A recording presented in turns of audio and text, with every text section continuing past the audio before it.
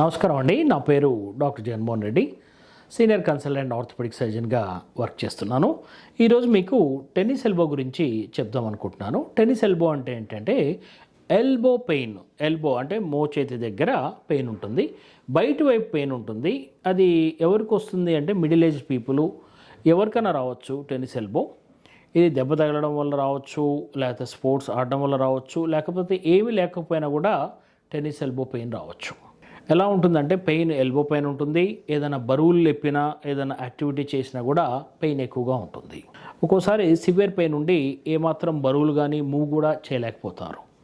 అటువంటిప్పుడు డాక్టర్ని సంప్రదిస్తే వాళ్ళు ఎగ్జామిన్ చేసి అది టెన్నిస్ ఎల్బో ఉందా లేదా అని డయాగ్నోస్ చేస్తారు. ఒకవేళ టెన్నిస్ ఎల్బో అని పరీక్షల్లో తేలితే దానికి సింపుల్ ట్రీట్మెంట్ ఉంటుంది. పెయిన్ కిల్లర్స్ ఇస్తారు, ఫిజియోథెరపీ చేయమంటారు, టెన్నిస్ ఎల్బో స్ప్లింట్ ఒకటి ఇస్తారు. అప్పటికీ కాకపోతే నెక్స్ట్ స్టెప్ ఇంజెక్షన్స్ ఇస్తాం. టెన్నిస్ ఎల్బో ఏరియాలో ఇంజెక్షన్స్ 2 నుంచి 3 తీసుకోవచ్చు. యూజువల్గా ఇంజెక్షన్స్ వల్ల రిలీఫ్ ఉంటుంది.